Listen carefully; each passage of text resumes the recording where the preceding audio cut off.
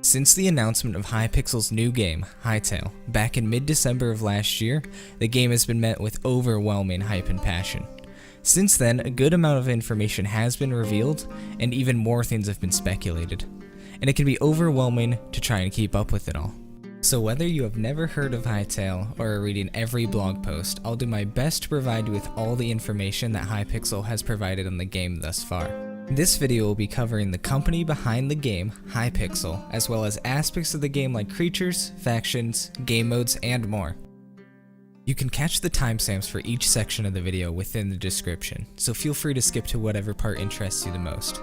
I will be presenting strictly facts of what we know through official announcements, trailers, screenshots, and concept art.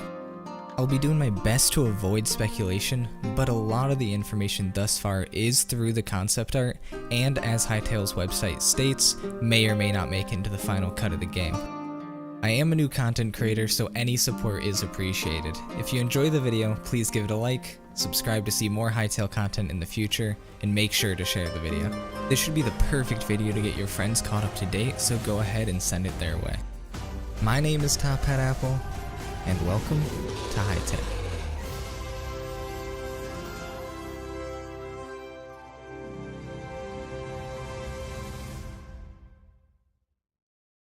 Before we go into what we know about Hytale, let's talk about the developers behind the game, Hypixel.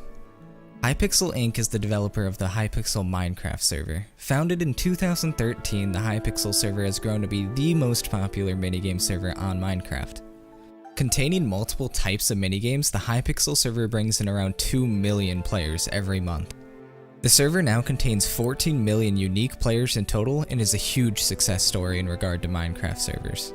Off of that success, Hypixel Inc. formed Hypixel Studios, and with the backing of developers like Riot Games and a few other notable names, announced their standalone game named Hytale on December 9th, 2018. This announcement was met with joy and excitement from gamers all around, amassing an unbelievable 43 million views on their video trailer as of this recording. Many question whether this would be Minecraft 2.0 or something much more. Only time will tell, and from what we've seen so far, things are looking good. With dedicated developers and a strong backing, the Hypixel Studios team have embarked on a journey to create their first game, Hytale.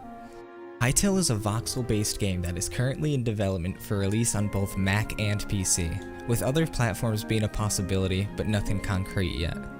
Running on a custom-built engine, Hytale focuses on a few main features: adventure mode, minigames, custom servers, and the creative tools that are being implemented within the game.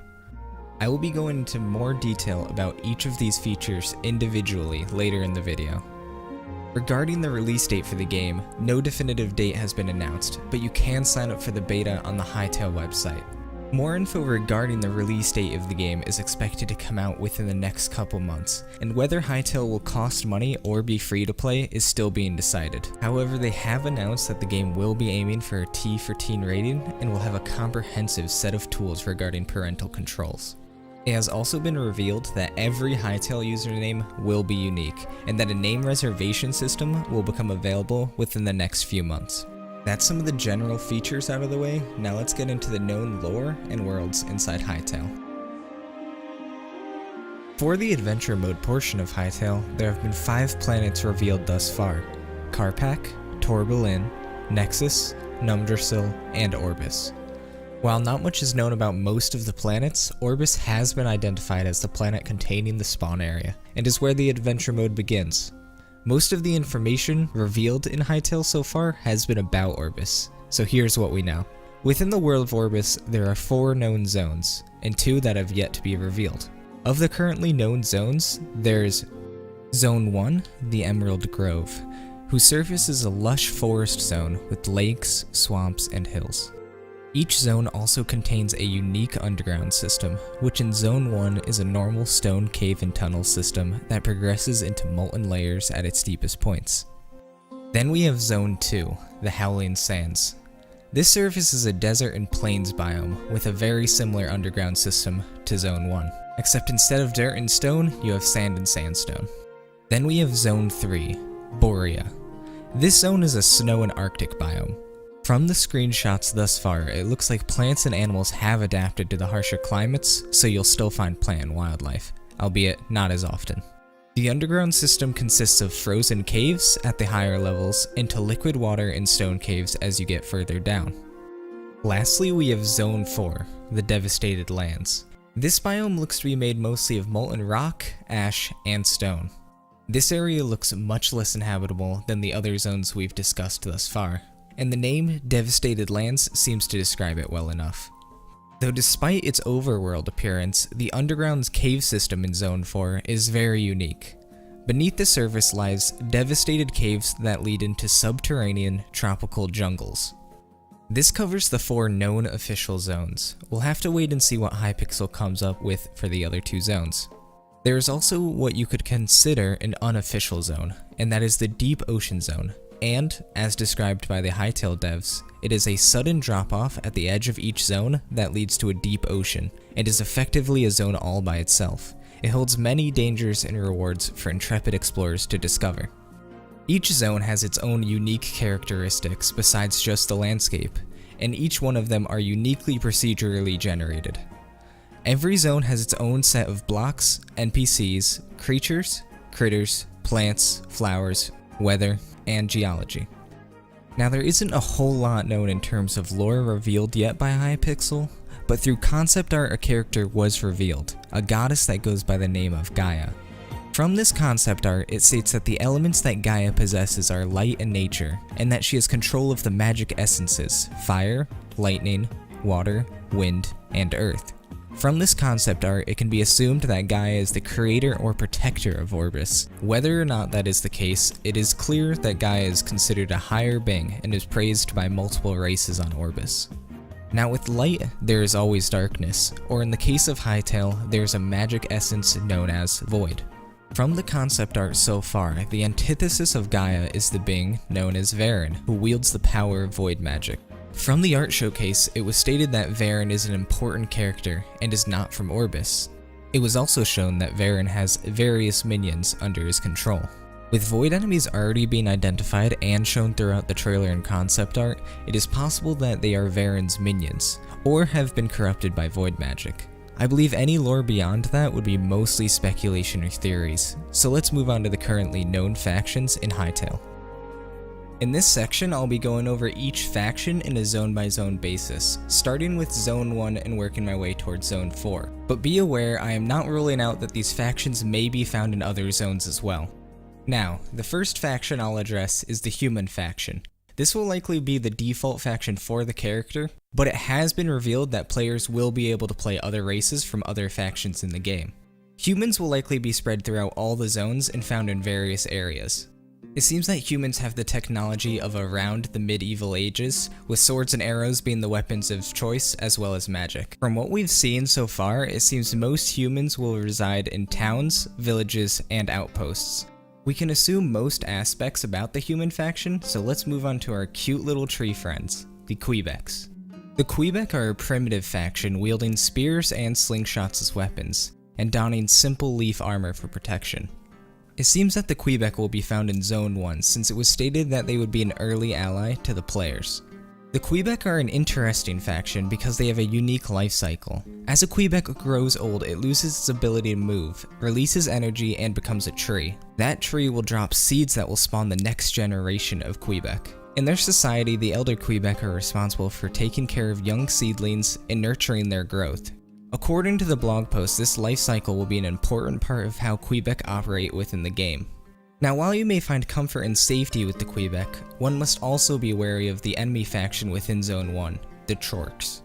The Chork are an enemy faction that can be found within the Emerald Grove, and as you can see have characteristics of both trolls and orcs. The Chorks contain many different archetypes, but this is not unique to just their faction, as many of the factions will have specialized units. You'll be fighting against not only swords, spears, and axes, but tamed pets and magic as well. Not much has been revealed about the Chorks yet, but from the picture you can clearly see a watchtower and some basic huts, so it is likely that they reside in small encampments or villages. This is all the info we have regarding factions within Zone 1, the Emerald Grove. Now let's move on to Zone 2, also known as the Howling Sands, and meet our other little faction, the Farron. The Farron are a faction of small furry creatures that reside within the deserts of Zone 2. From the screenshots and concept art so far, it has been seen that they are quite a primitive faction. The Farron incorporate primarily hide and bone into their clothing, weapons, and architecture. It is not known whether the Farron are allies, hostile, or a neutral race, but what we do know is that the Farron were once imprisoned and now are free. The Farron wear freedom braces that are engraved with the wind symbol to remind themselves of their past slavery. They were previously controlled by the other faction within the Howling Sands, the Skerrick. The Skerrick are a faction of large insect-like creatures. These creatures are birthed from the egg sacs of a brood mother. From the egg sacs, larvae are born and grow into various types of Skerrick. From what we know, there are workers, locusts, soldiers, shields, and flying Skerrick. Though one might assume that the Skerrick are a primitive faction, they possessed the power and intelligence to enslave the Farron. They also built large prisons, ziggurats, and palaces. One could relate the Skerrick civilization to that of the ancient Egyptians, and they are clearly not to be taken lightly. As seen in this concept art, within the Sand Palace lies a magic gate that entraps the Sand Empress, but not much is known about this character. This covers our two known factions within the Howling Sands. Now let's move on to our third zone, Borea, which contains the faction known as the Outlanders. Unfortunately, not much has been released about the Outlanders, and it is not clear whether they are humans or another race completely, but what we do know is that they reside in the mountains of the third zone. What was once a normal village, it seems that the Outlanders have succumbed to corruption. Whether it was intentional or not, it is clearly seen that the entire area near this settlement is contaminated, and void magic is seen throughout. I'm sure we'll gain more information on the Outlanders in the near future, so we'll move on to the very unknown faction that resides in the underground tropical jungles of Zone 4, the Slothian. Besides the location and general look of the Slothian, the information regarding this faction is pretty bare. From what you can see in this picture, they are sloth-like creatures that live in wooden houses and seem to be a relatively primitive faction. Seen here in this concept art, we can see that the writing system used by various factions have been discussed. We can see the Chork runes, the Farron symbols, the hieroglyph of the Sand Empress, which is likely used by the Skerrick, and the symbols used by an unknown faction known as the Faun. I could not find anything on the Faun, and this will be speculation, but based on Roman mythology, Faun are typically a mythical creature that is half man, half goat. And from this concept art, this may be a member of the Faun, but that is not confirmed and is only speculation. There is also the Clop from this concept art, but it is unknown whether that is a faction or just a monster. The trailer and screenshots have also featured characters that many have assumed to be elves, but nothing about them have been revealed. With that, we can conclude the currently known factions of Hytale. Now let's explore the creatures and enemies that we know outside of the factions. First, let's start with the animals that we have seen so far, whether in concept art, pictures, or in the trailer. There's a lot to cover here, so I'll be going through the animals pretty fast. So far, we have seen a chicken, rabbit, pig, owl, fish, fox, pigeon, deer, crab, cat, dog, eel, man-o-war, piranha, shark, antelope, bat, meerkats, polar bear, snake, wolves, and saber-toothed tigers. Most of these animals were found within the confines of the Emerald Grove, with the exceptions being the tigers, meerkat, and antelope of the Howling Sands, the polar bear within Borea, and the water-based creatures like the fish, piranha, and eel. Along with the animals already discussed, there is also concept art for dinosaurs located within the tropical jungle, which would be the underground zone beneath the devastated lands. You can see here there is a cave rex, raptor, Dimetrodon, and even a prehistoric chicken. With the animals out of the way, let's move on to the monsters within the world of Hytale. There are quite a few monsters that have been revealed, some of them being regular mob-like types and others being classified as bosses. Let's start with the normal types. So far, we've seen goblins, which seem to be the typical type. Small, green, nasty, just generally unpleasant. Next, there are ghoul-like creatures called crawlers, and as you can see, they seem to crawl on all fours and charge the player. Next, there are skeletons, and it seems that there are many different types of these monsters. So far, they have revealed the warrior, sand warrior, frozen warrior, archer, wizard, swamp undead, dead adventurer, and undead praetorian. So it seems that like some of the factions, the skeletons and possibly other monsters will have many types and classes that the player will have to deal with. Another undead creature that has been revealed is the typical zombie, which we can expect to see quite often. There are also what seem to be swamp monsters, though we don't know if they are only found in swamps or just near many aquatic areas. Now there are a couple monsters that seem to be biome based. We've seen both an ice dragon and a yeti within the Borea zone. I don't believe either of these are classified as boss monsters, but they are likely not weak mobs. Within the devastated lands there are also ember wolves, which are just fire-based wolves that look very intimidating. There are also many mobs that have been influenced by void magic and are clearly corrupted. In terms of corrupted creatures, so far we have seen void eyes and void chork, and it is likely we will see many more types of void enemies, with the current theme of corruption being a big part of Hytale. This covers the basic enemies that we've seen. Now it's time to get into the boss monsters that have been revealed thus far. Our first boss that has been revealed is the Void Spider. You can see from the concept art it is located within the Emerald Grove and is a dungeon boss. It is about twice as tall as a human and very large in terms of width and length. Besides this concept art, nothing has been revealed about this boss. There are also two other large void creatures, the Corrupted Golem and the Void Dragon. I'm unsure whether these enemies are classified as bosses, but they will at least be formidable foes. Two other enemies that may be classified as bosses are the Giant White Spider and the Large Swordman, who seems a bit like a minotaur. The last enemy that I believe would be classified as a boss is the Kraken. The Kraken is a giant squid-like creature that resides in the deep ocean. If it is similar to other representations of the creature, then it will likely possess immense strength. This covers the creatures, enemies, and bosses that we know so far. Now let's move on to the gameplay features that we know. This will be broken up into adventure mode or story mode features, the minigames that we know of, and the creative mode and editing features. Before I get into any of the game modes though, I'll quickly cover character creation.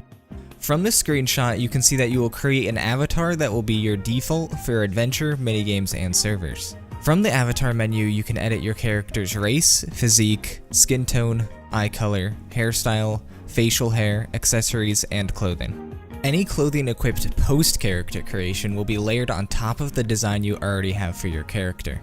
It's a well-made character creation process with lots of options with what has been shown so far. Now let's move on to the key features that have been shown for the first mode we'll be covering, Adventure Mode.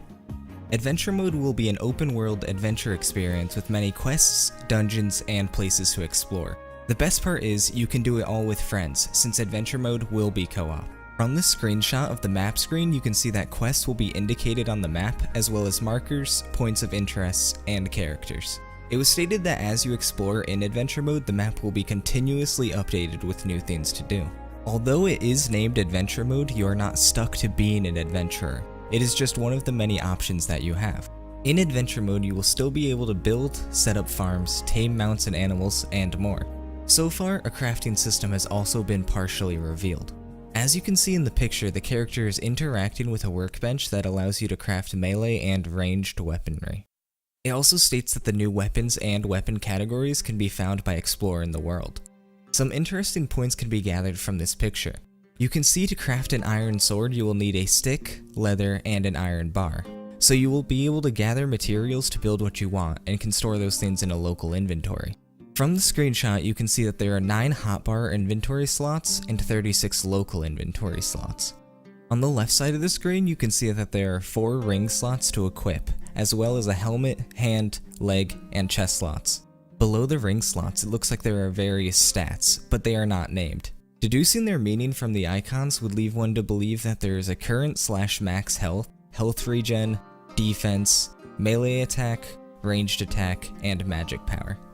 There is also a rarity system to both armor and weapons, and as you can see, the rarity goes from common to rare, epic, and then legendary. An interesting part of Adventure Mode is the caves and dungeons. Caves are procedurally generated based on zones and contain important resources and are full of secrets. Dungeons are different from caves in that they are pre-generated structures that contain multiple chambers and passageways, and often end in a final room. Dungeons are distributed throughout the world and are each unique in their own way. One type of dungeon that you may find are portal dungeons. These dungeons are accessed through a portal and behave uniquely from the other dungeons. For some contain multiple components, and in these dungeons you can only break certain blocks, and are required to overcome challenges through other means.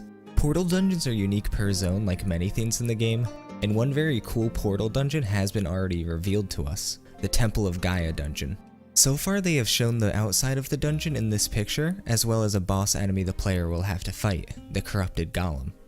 This is just one of the many prefabricated dungeons that Hytale will have to offer, and I'm sure it'll be a blast.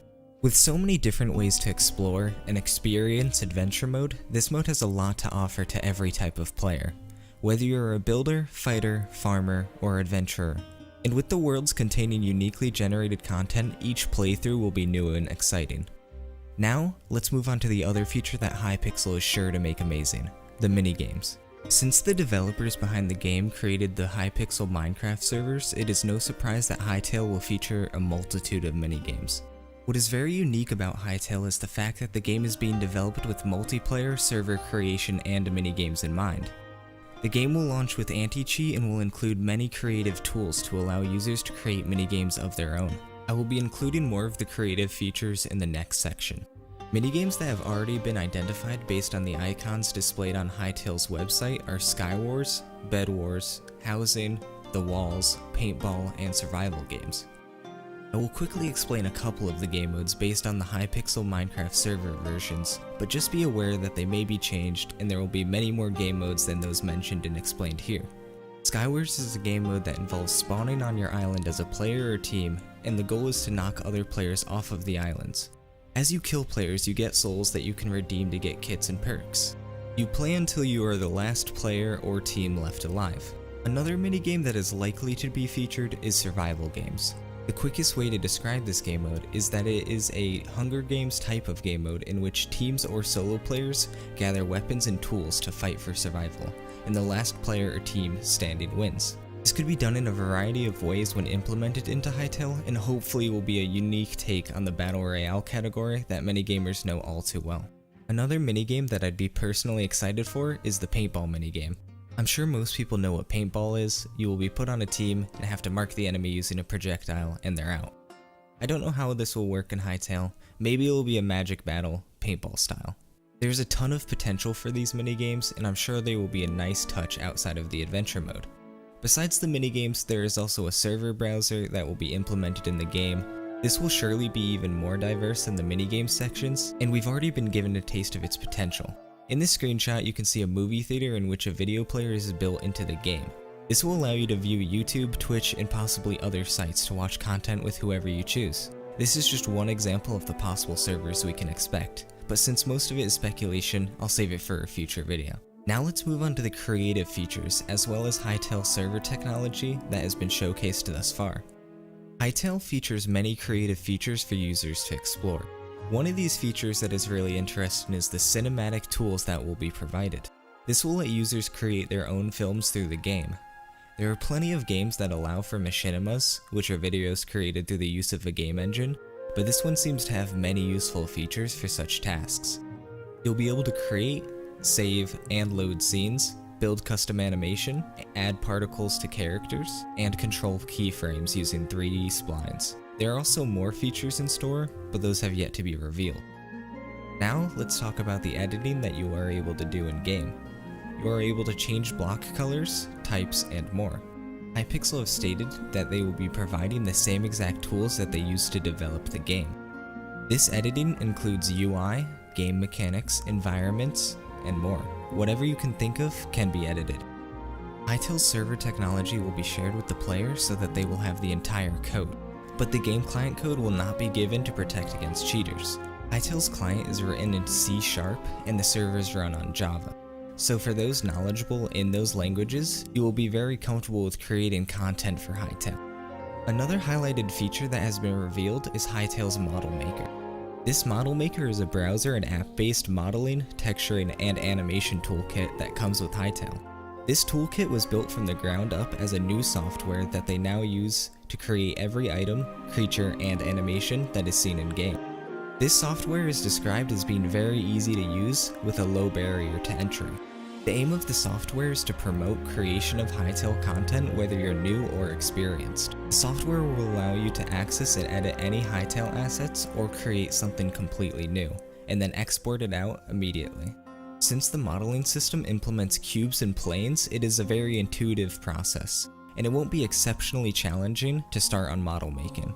For normal models and assets, you can export it out immediately to see it in game, but for creatures you will have to use a Hytale Model Maker's animation suite, and in this you can build the animation for the model. All of the features of the Hytale Model Maker that I've described will also allow multiple users to work on the creation at the same time. You can have a person on modeling, one on texturing, and one on animation in real time to allow for a lot of flexibility and smooth out the creation process. This concludes all of the information that I have gathered on Hytale thus far. Whether you watched the whole video or skipped around to what parts you wanted to know, thank you so much for watching. I did all the research in the process on my own, so I'm sure there are quite a few things I missed. Feel free to comment what you liked, didn't like, suggestions, and what I should include next time. My current plan is to do a video every month like this, adding whatever new is revealed each time. I will likely re-edit and re-record parts of the video as my skills improve. I am new to content creation, so the video took me quite a long time. If you liked what you saw, please leave a like and subscribe for more Hytale content that I'll be creating. I will have a Discord link in the description, so if you want to reach out to me, that is the best place to do so. My name is Top Hat Apple, and thank you so much for watching Hytale, What We Know So Far.